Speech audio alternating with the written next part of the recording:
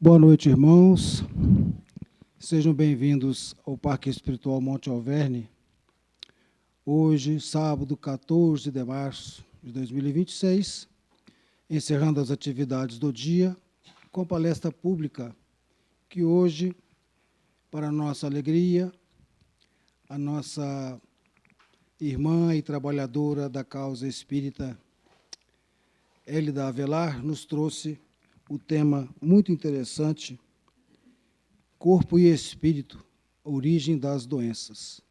Então, já a Hélida vai nos brindar com a sua palavra, e nós, além das boas-vindas aos irmãos também do plano espiritual que nos assistem, nós gostaríamos de dar rápidos recados.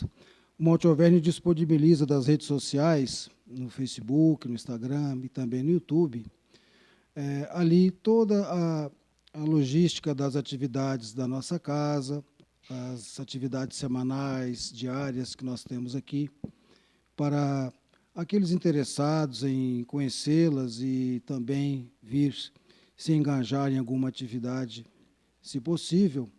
Estão todas as informações ali. E no YouTube, as palestras que são ministradas aqui ficam arquivadas, né? Na semana seguinte, agora, ela já entra no canal do YouTube, Palestras MA. Todas as exposições ficam ali arquivadas para os irmãos que não puderam estar presentes poderem assistir no conforto dos seus lares. Nós temos, então, mais um recado também. A casa implantou recentemente agora o atendimento fraterno.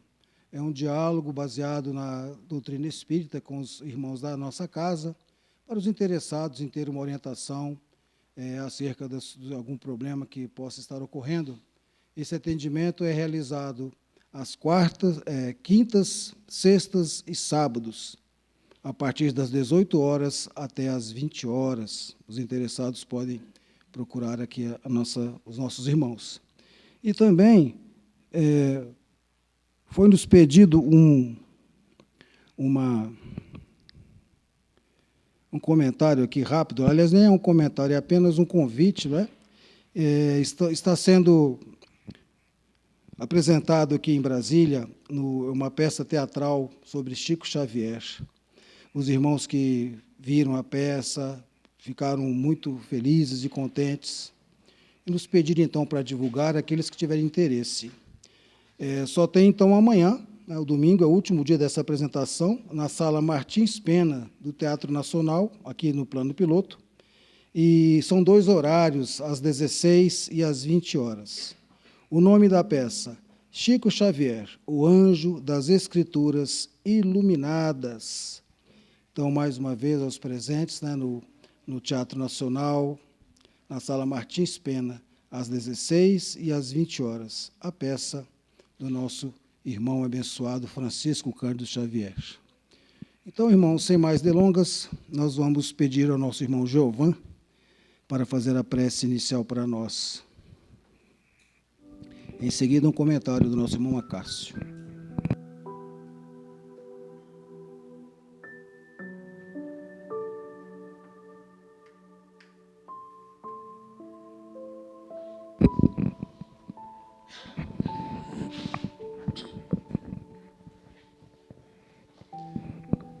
Boa noite a todos. Vamos, então, elevar nossos pensamentos às esferas mais altas, em agradecimento ao nosso Mestre amado, Jesus, pela oportunidade que Ele nos dá de estar em comunhão com Ele, nesta noite em que estamos todos em harmonia. Que possamos, Senhor, receber a mensagem que necessitamos através da palestra. Te agradecemos por esta oportunidade, a oportunidade de receber as vibrações que emanam desta casa, da proteção e o amparo que os mentores da casa têm nos oferecido durante todos esses anos. Jesus amado, que a Tua luz possa continuar a brilhar sobre todos nós, de forma que possamos, Mestre amado, nesta noite sair daqui agradecidos por estarmos melhores. Que a Tua bênção se faça entre nós, Mestre amado, hoje e sempre. Que assim seja.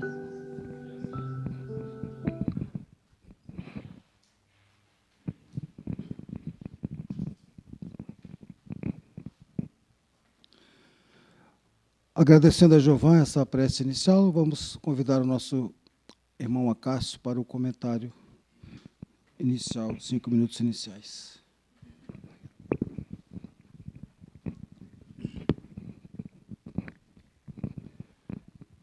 Queridos irmãos e irmãs, boa noite.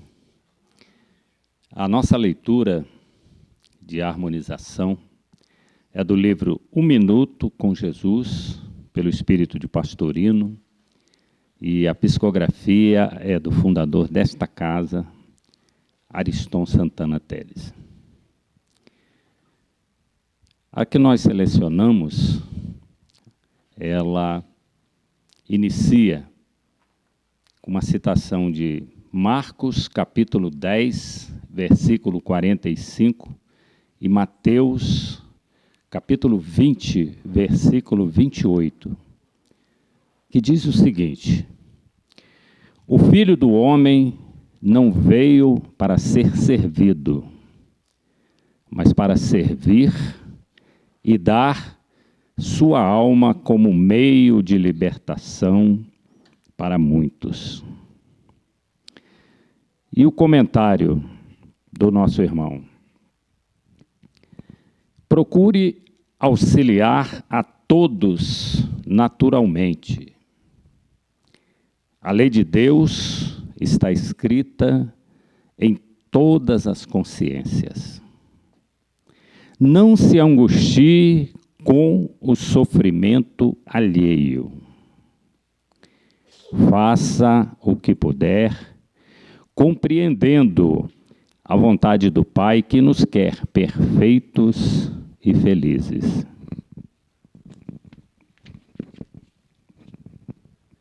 A perfeição e a felicidade têm seu preço.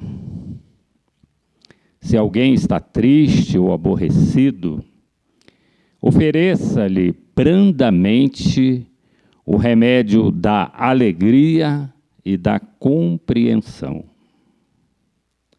Seja discreto para não perturbar em vez de ajudar. Ninguém sabe o que se passa na intimidade de cada coração. Só Deus o sabe. Portanto, busque compreender para servir melhor. Pois bem, querido, um breve comentário nosso a respeito dessa nossa leitura inicial. Servir significa estarmos prontos para ombrear com Jesus na construção da terra regenerada. É aquela disposição de nos apresentarmos para o trabalho. E a primeira impressão que se tem quando se diz servir, amparar, é aquele auxílio material. É o que nos vem à mente, assim num primeiro momento. Mas muitas vezes servir é simplesmente sentar ao lado de uma pessoa e ficar em silêncio junto com ela. Muitas vezes é simplesmente ouvir o que aquela pessoa, aquele irmão tem para dizer. É estarmos prontos para procurar aqueles nossos irmãos que enfrentam dificuldades, estarmos juntos deles, oferecendo a nossa orientação, utilizando aqueles talentos que nos foram aportados. O próprio Evangelho segundo o Espiritismo, ele nos fala da parábola dos talentos. Então, nós temos muitos irmãos, muitos com talentos nas diversas áreas. E esses talentos foram aportados para esses nossos irmãos de forma emprestada por Jesus, mas para serem utilizados, para serem colaboradores do Mestre na construção de suas obras. Então, o que nós gostaríamos de colocar a respeito do servir é que, com a vinda de Jesus, depois que ele esteve entre nós, aquela compreensão que nós tínhamos ainda naquele estado primitivo, ela mudou completamente. Ou seja, não é simplesmente ficar no conforto, ficar lá na sua, amealhando bens materiais e não colocar os seus talentos e não se apresentar para o serviço. Jesus nos trouxe a orientação de que devemos nos apresentar para trabalhar com Ele, utilizando aqueles talentos que Ele nos aportou. Esse é um breve comentário que nós gostaríamos de aduzir a essa nossa leitura de harmonização. Muito obrigado.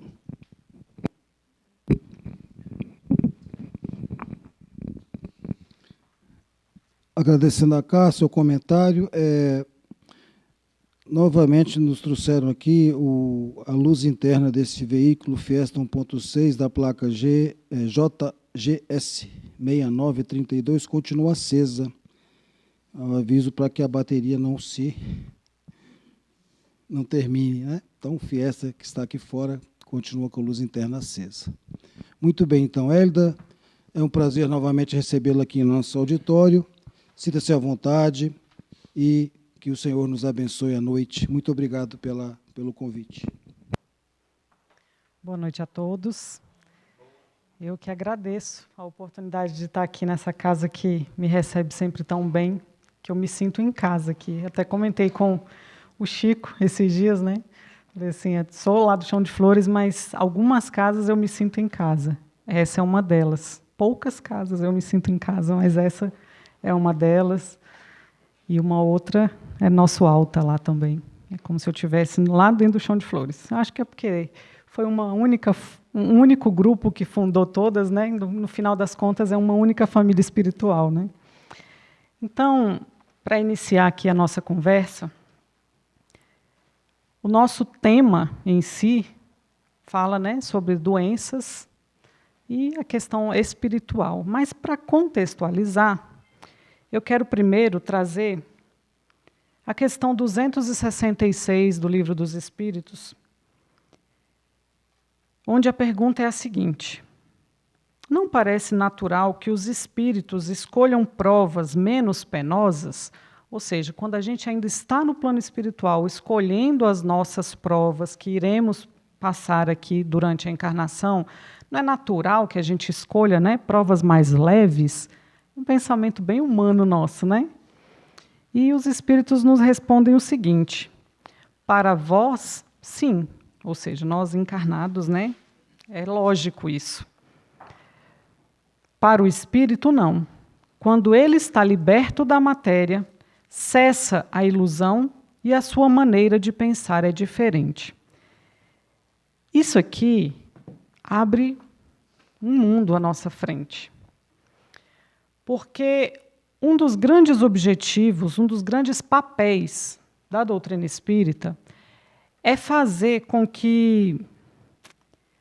é auxiliar o encarnado a pensar como espírito eterno. E a gente tem a tendência de pensar no aqui e agora. Se dói na carne, isso não é bom.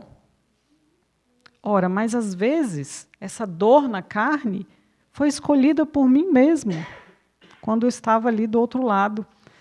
E precisava de um resgate, porque eu fiz doer a carne de outro. Um exemplo, só para a gente entender. Um exemplo bem genérico, só para a gente entender. Mas aí a gente vem, encarna, passa pelo véu do esquecimento, que é uma bênção. Eu sempre costumo dizer que não é uma punição, é uma bênção. E a gente não se lembra disso, e essa dor que incomoda passa a ser algo muito ruim. Uma aflição. Mas aí, quando a gente pensa na palavra aflição, a gente lembra também. Comecei com o Livro dos Espíritos, aí a gente passa para o livro,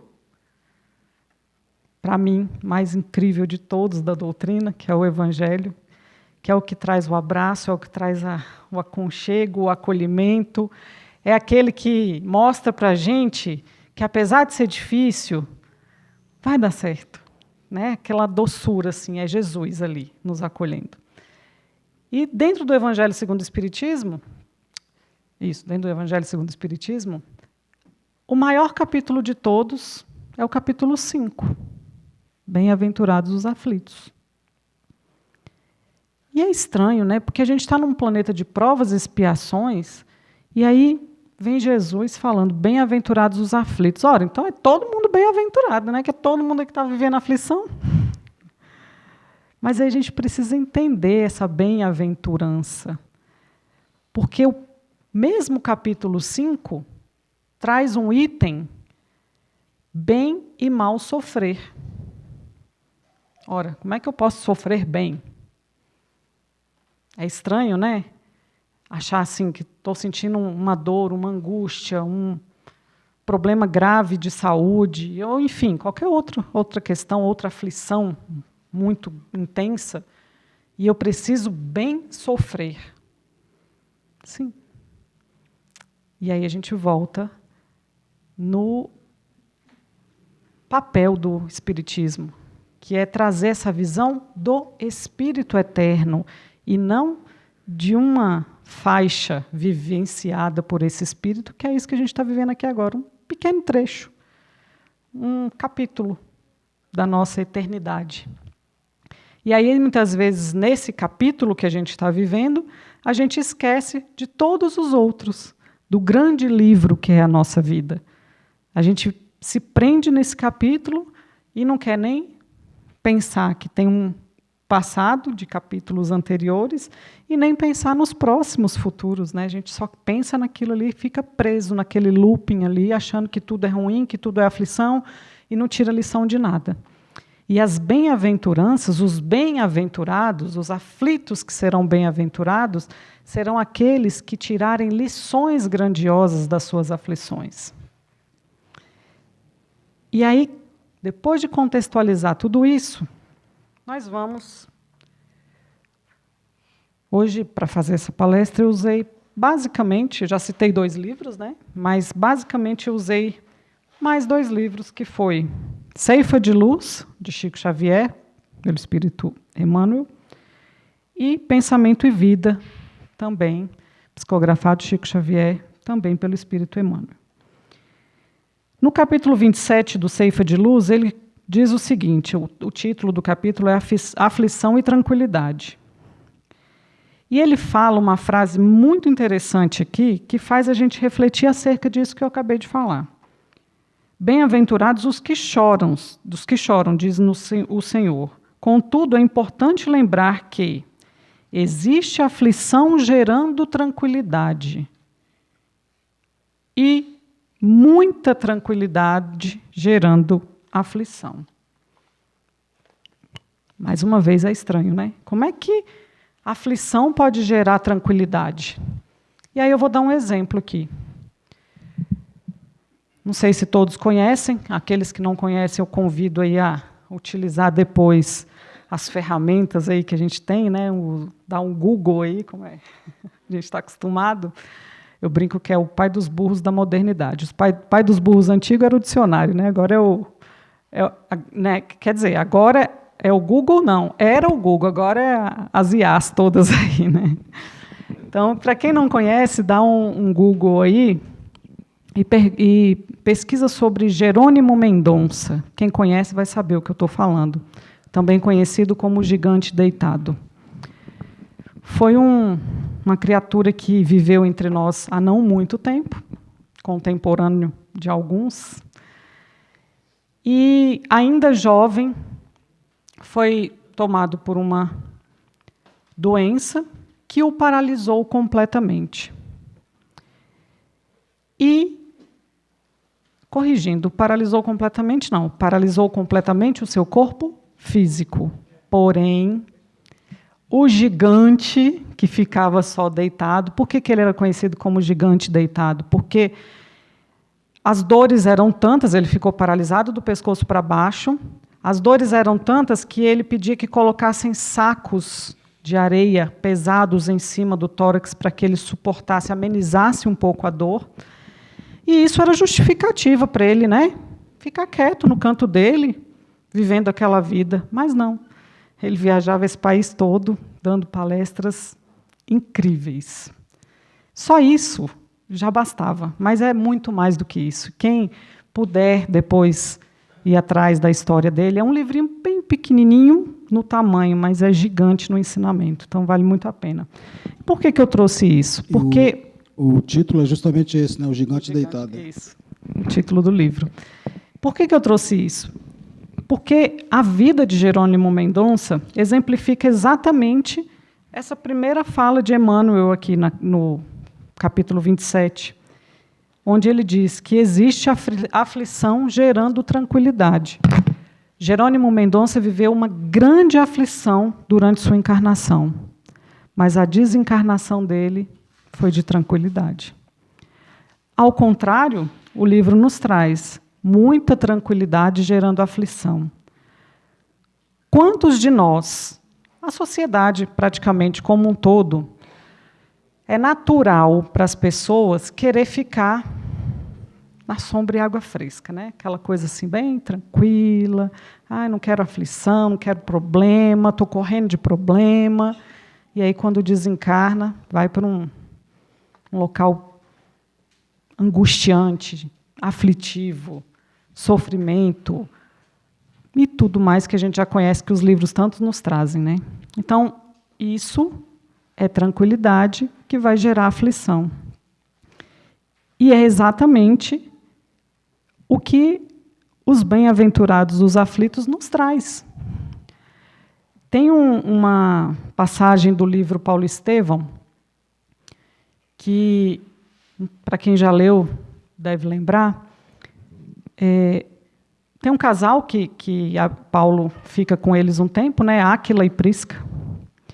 E aí, depois de um tempo, Paulo os reencontra e Áquila vai contar para Paulo uma grande aflição que eles passaram nas perseguições do Império. Um dia, Áquila chega do trabalho e encontra sua esposa Prisca no meio de um mundaréu de sangue, porque foi atacada pelos romanos, né? E Áquila contando aquilo assim, com o coração apertado, contando para Paulo, e Paulo com um sorriso de uma orelha na outra. Ou seja, aquele sorriso de Paulo era como se ele estivesse falando: bem-aventurados os aflitos, porque eles estavam passando por aquela aflição por estarem no trabalho do Cristo. Ou seja, eles estavam bem-aventurados. Eles estavam passando por aquela dor, mas aquela dor não os paralisou. Pelo contrário, os impulsionou a continuar. Isso é a bem-aventurança da aflição que a gente precisa entender. Mas a gente só vai entender quando a gente tiver esses olhos de ver, como Cristo falava nas Escrituras, com os olhos do Espírito eterno e não com os olhos do Espírito encarnado. Porque se a gente pega uma perseguição de um governo, que era o governo da época, entra na casa de uma família trabalhadora, espanca a esposa que estava sozinha em casa, a gente acha isso uma injustiça maior do mundo. Porque a gente olha só aquele ponto na eternidade. Tem outra passagem do Chico que conta de um amigo que compartilhava com eles os trabalhos no centro, e tem o escritório deles assaltado. Destruíram, os ladrões entraram, levaram muita coisa, destruíram. O que não levaram, destruíram, fizeram uma arruaça. E ele chega no centro, na hora do trabalho, triste e tudo, e o Chico olha assim para a cara dele. O que foi, fulano? E ele conta, né, tudo. Aí o Chico dá aquele sorriso e fala assim, ô, fulano, como é bom devolver, né? Ou seja, aquilo, ele estava passando por aquela aflição para um resgate de algo que ele já tinha cometido de errado em outra vida. Se o Chico não falasse isso, ele ia passar anos pensando que aquilo tinha sido uma injustiça. Mas aquilo foi só um resgate. Então, quando a gente olha para os nossos problemas, ou para os problemas dos outros, porque a gente é mestre para julgar os problemas de todo mundo, né? Quando a gente olha para os nossos problemas ou para os problemas dos outros e lança julgamentos pequenos. Ah, isso é muito injusto. Ah, mas fulano não merece passar por isso. Às vezes ele merece e precisa passar por isso. Faço tanto bem ainda. Fulano é tão bom e sofre tanto. Que bom, ele está resgatando. Mas isso a gente só entende com o auxílio da doutrina, que nos traz essa visão ampla, não apenas essa visão pequena desse momento da encarnação, mas a visão ampla de tudo, o que nós já passamos, o que ainda poderemos passar. Seguindo aqui, ele fala o seguinte: no limiar do berço pede a alma dificuldades e chagas, amargores e cicatrizes.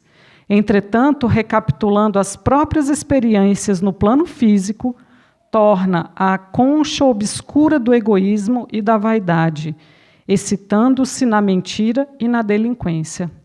Ou seja, quando estamos lá do outro lado, sem a matéria, sem o corpo físico, estamos com a visão ampliada, pedimos dores, chagas, dificuldades. Para quê? Para resgatar os nossos erros. Porque nós, provavelmente, já provocamos dores, chagas e dificuldades em outras pessoas. E precisamos agora vivenciar aquilo para resgatar, compreender. Porque uma coisa é entender no campo do raciocínio. Eu entendo que se eu pegar uma faca e cortar minha mão vai doer. Mas a intensidade da dor eu só vou saber se eu cortar. É diferente. Eu entendo o sofrimento de alguém que está vivenciando esse momento, um tratamento de câncer penoso, tomando inúmeras quimioterapias que trazem enjoos, trazem uma série de problemas. Eu entendo, mas saber o que é, eu só vou saber se eu vivenciar. Eu entendo a pessoa que perdeu um ente querido num acidente de carro, num homicídio, mas saber o que é, eu só vou saber se eu vivenciar. Vamos ter que vivenciar tudo isso? Talvez não. Mas vamos precisar vivenciar aquilo que provocamos no outro, para que a gente entenda na nossa carne o tamanho da dor do outro. Só que quando a gente escolhe isso, a gente já passou por um processo de arrependimento, a gente já passou por um processo de aprendizado, de entendimento, mas ainda estamos sujeitos a falhas. E é essa visão do espírito imortal que faz com que a gente, praticando essa visão no nosso dia a dia, tenha menos propensão a essa falha, um pouquinho menos. A nossa disciplina vai fazer com que a gente tente não falhar nesse propósito. Por isso o Evangelho nos fala do bem sofrer. Não adianta eu passar por uma enfermidade grave como um câncer que eu acabei de citar, lamuriando, lamentando, maldizendo. Eu não estou bem sofrendo. Eu não estou tirando as lições necessárias dali. Estou aprendendo alguma coisa? Sim, a gente nunca passa ileso por nada. Mas eu poderia aprender isso e, às vezes, estou aprendendo isso. Então, cabe a nós ter na prática do nosso dia a dia essa visão do espírito imortal que a doutrina nos traz. Porque eu percebo que dentro do movimento espírita, muita gente sabe muita coisa, mas pouca gente pratica esse tanto de coisa que se aprende. E as pessoas muitas vezes falam assim, é tão bonito, mas é tão difícil. Mas o Cristo nunca falou que ia ser fácil. Ele falou que o reino dele não era daqui. Se ele, que foi o espírito mais perfeito que já pisou aqui, vivenciou tantas dificuldades, será que nós temos a capacidade de sair pelo menos sem cicatriz? Não vamos. E aí é que está o grande X da questão. A gente precisa, de todas essas cicatrizes, retirar os maiores aprendizados. Porque ele teve inúmeras chagas e nos ensinou com cada uma delas. Chagas físicas, chagas morais, e nos ensinou como reagir a cada uma delas. Essa palavra reagir ela é muito interessante, porque agir, a gente age de caso pensado. Mas a reação é você de verdade. Porque eu posso vir aqui e posso ter pensado lá na minha casa, eu vou me comportar assim, eu vou falar assado, eu vou pegar o livro tal. Mas se alguém fizer alguma coisa e jogar uma pedra, a minha reação não vai ser planejada. A gente estava até falando, né, do bote da cobra. Quando a cobra te dá um bote, sua reação é imediata, você nem imagina como vai ser. Né? Então, você não pode... se eu encontrar uma cobra no caminho e ela... Isso não é planejado, não existe. Então, a gente tem que pensar, sim, nas nossas ações, mas analisar com mais carinho as nossas reações, porque são nas nossas reações onde, normalmente, estão os pontos onde a gente deve cortar as arestas. É na reação de estar ali numa boa e alguém chega e faz uma coisa que não te agrada e você dá uma patada daquelas. Olha aí o homem velho, que Paulo dizia, né? Voltando à tona. Homem velho aqui não no sentido de homem masculino, mas o ser humano antigo, falho, errôneo, de muitas encarnações voltando à tona ali. Né? Então, são essas reações que a gente precisa colocar uma lupa um pouquinho maior. E Jesus, né, ele nos convida a fazer a reação pacífica, né, diante de uma situação dessa, e muitas vezes a gente vai conseguir, sim, se nós tivermos atenção, né, no dia a dia, nós vamos conseguir não devolver uma agressão com uma agressão igual ou até mais forte. Né? Exatamente. Aí é o convite que Emmanuel fez ao Chico, né, disciplina. Disciplina em olhar para dentro de si, identificar, que o Evangelho segundo o Espiritismo também nos traz, Santo Agostinho fala do exame de consciência diário, da gente analisar essas nossas reações e ter a disciplina de tentar todos os dias modificar. Vai falhar? Vai, porque muitas vezes são anos, às vezes são vidas cometendo o mesmo erro. Você não vai conseguir deixar de cometer esse erro do dia para a noite, mas Kardec nos traz que o verdadeiro espírita é aquele que se esforça para domar as suas más inclinações. Então, é o nosso esforço diário e permanente que vai fazer com que a gente se transforme. E aí, agora entrando propriamente dito... Desculpa.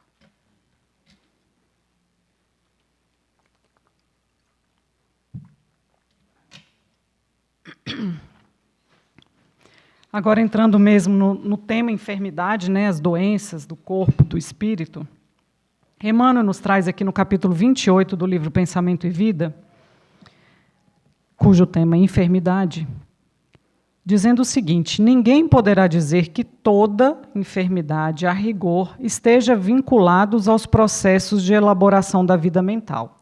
Ou seja, não dá para a gente afirmar que todas as enfermidades vêm dos processos mentais. Mas, ele completa, todos podemos garantir que os processos de elaboração da vida mental guardam positiva influenciação sobre todas as doenças. Não foi exatamente o que a gente falou? Que eu dei até o exemplo que a pessoa está gravemente doente e ficar se lamuriando. Mas por que eu? Tanta gente ruim no mundo e eu que fui adoecer. Eu faço tanto bem, eu faço sopa, eu vou para o centro, eu faço caridade e eu que fiquei doente. E esse bando de ladrão aí... É isso que ele está falando. Ao invés de você se concentrar em retirar o melhor dessa experiência difícil, você só fica se lamuriando. Ou, às vezes, em outras situações, botando a culpa nos outros. A gente é danado para botar a culpa nos outros. A gente é uma beleza, assim, para achar o culpado, menino, mas é rápido, é ligeiro. Para achar alguém para varrer esse salão aqui demora, mas para achar um culpado de alguma coisa, para achar o culpado de quem sujou, é rápido. É muito rápido. Então, essa é a questão. Esse livro, Pensamento e Vida, não tem esse título por acaso. Muitas das nossas questões, boas e ruins, começam no nosso pensamento. E aí a gente para analisar o que é o pensamento. É o espírito em ação. O pensamento não é no meu cérebro. É o espírito atuando na matéria, que é o cérebro. Um cérebro sem espírito não pensa. É carne. Então, se eu encarar qualquer aflição com a visão do espírito imortal, as coisas começam a mudar de figura na minha vida. Se eu encarar uma doença física como um resgate, eu já não vou me lamuriar achando que é uma injustiça. Eu vou agradecer. Bem-aventurados os aflitos. Eu vou entender que a aflição de hoje pode gerar minha tranquilidade de amanhã, como disse o livro Ceifa de Luz. E aí é onde a gente precisa entender essas informações que esses grandes espíritos nos trazem, mas não só entender, praticar. E não é esperar o dia que chegar uma doença. Não, é todo dia, porque todo dia a gente tem aflição. Nós estamos no mundo de provas e expiações. O mundo de provas e expiações é um caos. É isso aí que a gente está vivendo. Guerra, guerras declaradas, guerras não declaradas, que às vezes matam mais do que as declaradas, corrupção, as pessoas achando que ser esperto é melhor do que ser bom. Isso é provas e expiações. Bem-vindos à nossa casa, né? É isso aqui. Mas a gente não está aqui à toa. A gente não está aqui por injustiça. Às vezes a gente fala, né, assim, meu Deus, o que eu fiz? Eu preguei chiclete na cruz para vir parar nesse lugar, para sofrer o que eu estou sofrendo? Talvez sim. Talvez chiclete não, porque não tinha naquela época ainda, né? Mas às vezes tacou pedra, cuspiu no Cristo enquanto estava passando com a cruz, riu, dedurou, apontou o dedo. Vai saber, né? A gente não está sofrendo à toa. E sofrer, quando olhamos com o olhar do espírito imortal, é uma bênção, porque o sofrimento ele é um grande mestre. Um grande mestre. Se a gente está numa festa lá, dançando no oba-oba, a gente não está tirando lição de nada. Agora, apaga a luz, fica todo mundo no breu, para rapidinho você vai se conectar e vai tentar achar alguém que você conhece, e vai começar a tentar proteger as pessoas, você já começa a olhar com outros olhos, ou seja, precisou de uma aflição para você, opa, acorda.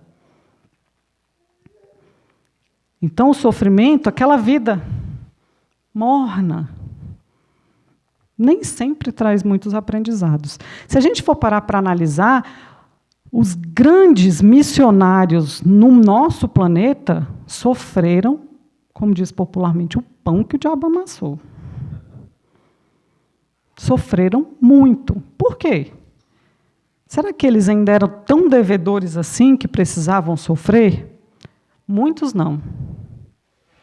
A maioria não tinha que sofrer tudo que sofreu, mas veio para nos dar o exemplo.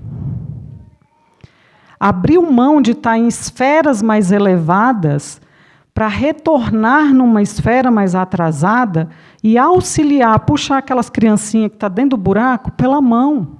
Sabe aquele pai que o filho cai no buraco e não consegue sair sozinho, o pai vai lá, agacha e puxa pela mão? São eles fazendo isso com a gente. E a gente precisa aproveitar mais o sacrifício desses espíritos, que abriram mão temporariamente da sua jornada evolutiva para retornar aqui e nos dar a mão. É isso que está acontecendo. A gente fala do Cristo, mas o Cristo foi o maior de todos.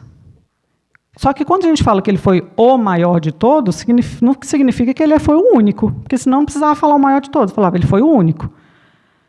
Então, foi ele e muitos outros espíritos. Mas a gente não aprende só com esses gigantes. A gente aprende, às vezes, com pessoas da nossa família, às vezes com filhos, às vezes com crianças, às vezes com idosos, que, às vezes, espiritualmente, estão além da gente. Muitas vezes, nós somos ainda atrasados e recebemos como filhos espíritos mais evoluídos. E, às vezes, a gente fica naquela de tipo, ai, tem autoridade sobre essa criança? Realmente, autoridade legal tem. Mas aprende com essa criatura que ele está vindo para te salvar? E, às vezes, a gente naquela postura de pai e mãe, não, porque eu já sei mais, porque isso, porque aquilo. E, às vezes, desperdiça a convivência com um grande espírito. Uma vez eu estive ali na região de Salvador, onde Divaldo ergueu ali a Mansão do Caminho, né?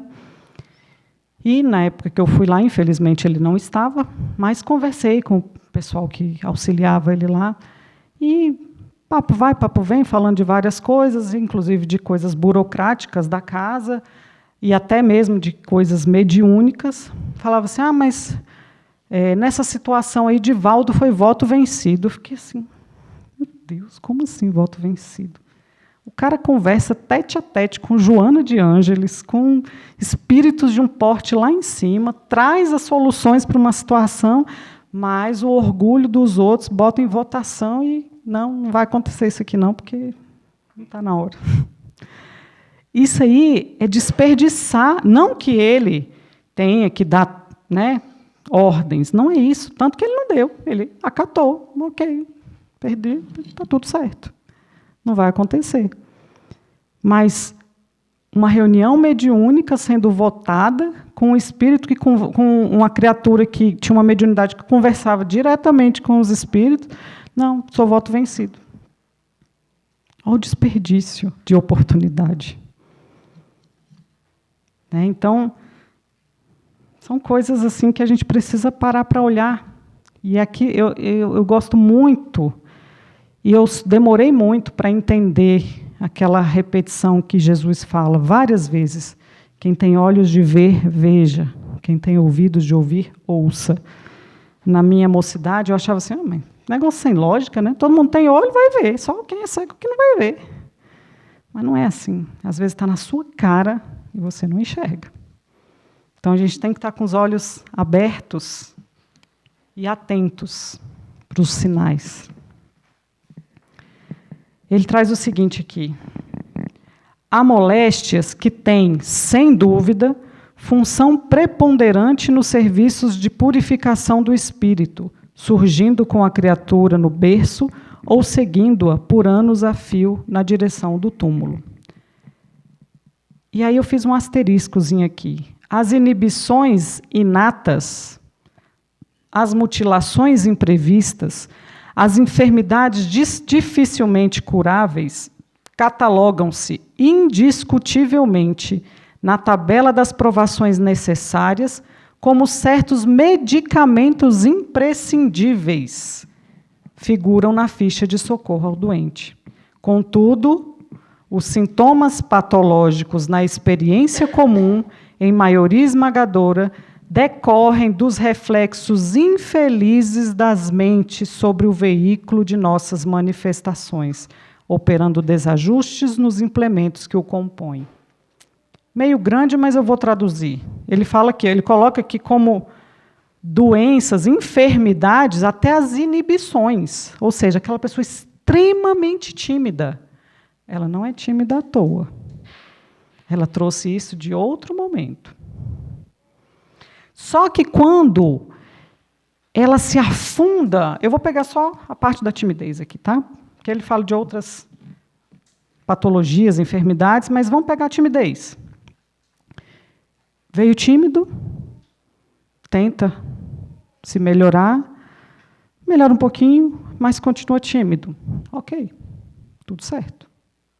Está cumprindo com o que solicitou.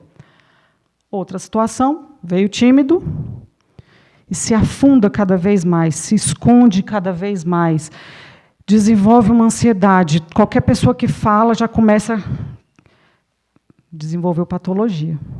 E ele fala aqui, esse resgate virou doença. Está vendo como as coisas parecem simples e a gente complica? A gente complica. Porque você veio tímido, você só precisava tentar passar por aquilo ali da melhor maneira possível. Mas não, aí você pega e começa a se justificar. Não, mas eu sou tímido. Não, mas eu não consigo. Não. E aí começa a entrar em pânico. Aí vem síndrome do pânico. Aí vem... Quantas pessoas a gente vê assim? Muitas. Muitas. E é uma bola de neve. Vai só piorando. Se ela não der um basta, vai só piorando. Toda emoção violenta, olha aí as brutalidades do dia, é semelhante a martelada forte sobre a engrenagem de máquina sensível. E toda aflição animalhada é como ferrugem destruidora, prejudicando-lhe o funcionamento. Ignorância, estupidez são marteladas que você se dá o tempo todo. Você está dando no outro? Tá. O outro recebe. Se magoa muitas vezes, mas aí é com ele. Mas você está dando marteladas em você mesmo. E ele fala aqui que o corpo é semelhante a uma engrenagem de máquina sensível. Você está destruindo sua própria máquina. Só para a gente já caminhar para o final, né? Que está acabando, né? Então, tá bom. É até 9? Tá bom. Para a gente já ir caminhando para o final, olha o que ele fala aqui. Sabe hoje a medicina que toda tensão mental acarreta distúrbios de importância no corpo físico. Hoje, a nossa ciência médica aí já trata as doenças psicossomáticas, que é exatamente isso que ele está falando aqui. Doenças que começam na mente e que vão evoluindo até atingir o nosso corpo físico. Gastrites, enfim, a gente já sabe, né? Mais ou menos disso aí. Aí ele continua. Estabelecido o conflito espiritual, ou seja, começou lá na mente, lá no espírito, passou para a mente. Quase sempre as glândulas salivares paralisam suas secreções. Pensa aí numa situação. Boca seca. É isso que ele está falando, vamos traduzir, né? Boca seca. O estômago, entrando em espasmo, travou o estômago. Está parecendo uma pessoa com síndrome do pânico, né? Entrando em espasmo, nega-se a produção de ácido clorídrico. Agora, a bola de neve descendo a montanha, provocando perturbações digestivas a se expressarem na chamada colite mucosa, atingindo esse fenômeno primário, que muitas vezes abre a porta a temíveis calamidades orgânicas. Os desajustamentos gastrointestinais repetidos acabam arruinando os processos da nutrição que interessam o estímulo nervoso, determinando variados sintomas, desde a mais leve irritação na membrana gástrica até a loucura de abordagem complexa. Quantas pessoas de quem está aqui presente já tomou ou conhece alguém que toma medicamento para o estômago? Todo mundo, né? Porque essa sensação de boca seca e estômago apertado acontecendo esporadicamente numa situação não vai te afetar. Agora, aquela pessoa estressada, todo dia, a boca seca, todo dia ela fica nervosa, todo dia ela entra em pânico, todo dia o estômago está travado. Sabe aquela pessoa que não consegue respirar, está ali? Virou uma epidemia de gente ansiosa, virou uma epidemia de síndrome do pânico. E aí, é uma epidemia de doenças gastrointestinais. Por que ele fala aqui das doenças gastrointestinais especificamente?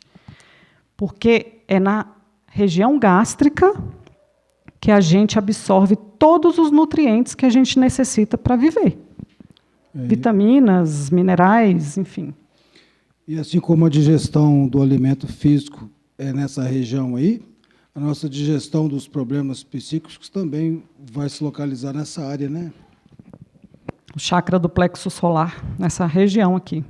Então, todas as energias positivas e negativas entram pelo nosso plexo solar. Então, tudo vai ser digerido aqui. Mas, se a gente usar o crivo do raciocínio, e aí falando dos chakras, né, usar o chakra coronário, que é a nossa conexão com o divino, trazendo essa visão do espírito imortal, a gente, respira, acalma, porque eu não preciso disso para viver. Não foi para isso que eu vim aqui. Eu vim aqui para me melhorar e não para me piorar. Por que pânico? Se eu não acredito em morte? Por que pânico? Se eu sei que se o sofrimento estiver muito grande e eu tirar minha vida, eu não vou tirar vida nenhuma, porque ela continua. Para que pânico? Se eu sou eterno? E aí a gente precisa trazer para o crivo do raciocínio, porque a gente está vivendo com a emoção dirigindo um carro desgovernado. Quando alguém está no volante e perde o controle do carro, se aquela pessoa se deixar agir pela emoção, ela vai capotar. Mas se aquela pessoa tomar as rédeas ali e pensar racionalmente, ela vai conseguir dominar de volta. E é isso que a gente está fazendo. A gente está com um carro sem freio, numa ladeira sem fim. Se deixando levar pelas emoções. Esquecendo de olhar para os problemas com a visão do espírito imortal e olhando para os problemas com a visão do espírito encarnado, que está vivendo só aquele pedacinho ali. Uns 80 anos aí, na média. Se eu realmente viver só 80 anos, eu vou entrar em pânico com certas situações que acontecem na minha vida. Mas se eu tenho a eternidade, para que eu vou entrar em pânico? Uma hora vai resolver, que você não vai ficar para a eternidade essa bagunça acontecendo, né? Então, é essa a questão que a gente tem que entender. E ele termina a lição dizendo o seguinte: guardemos assim compreensão e paciência, bondade infatigável. Eu até circulei essa palavra. O que é infatigável? É incansável. E aí o que a gente costuma ouvir? Estou cansado de ser bonzinho, estou de saco cheio de ser bonzinho. O povo só se aproveita de mim. O povo pisa em mim. O povo isso, o povo aquilo. Não, cansei, vou largar de ser besta. Mas não é isso que Emmanuel está falando, não. Guardemos assim compreensão e paciência, bondade infatigável e tolerância construtiva em todos os passos da senda, porque somente ao preço de nossa incessante renovação mental para o bem ao exercício da disciplina, com o apoio do estudo nobre e do serviço constante, é que superaremos o domínio da enfermidade, aproveitando os dons do Senhor e evitando os reflexos letais que se fazem acompanhar do suicídio indireto. Às vezes a gente fala dos nossos irmãos suicidas, mas muitos de nós estão se suicidando indiretamente todos os dias, através da alimentação, através dos pensamentos, através de vícios, através de tantas coisas. Estamos cometendo suicídio indireto o tempo todo. Então, não podemos apontar os dedos para aquele que coloca uma arma na cabeça.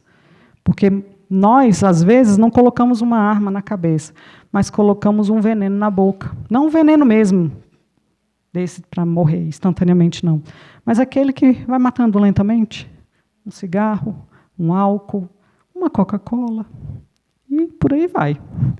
Né? Então, que a gente possa refletir em torno dessas grandiosas lições que esses grandes missionários abriram mão de continuar sua jornada evolutiva e retornaram aqui para nos puxar do buraco, como crianças que caíram naquela vala que eu citei no início, e o pai ajoelha para puxar lá de dentro. Que a gente possa estender as mãos para esses espíritos nos puxarem do buraco lamacento que a gente se encontra muitas vezes mergulhado. Que a gente, principalmente, possa voltar para casa hoje refletindo sobre, daqui para frente, olhar mais para as coisas com o olhar de espírito imortal, e não com essa lacunazinha que a gente está vivendo aqui. Muito obrigada a todos.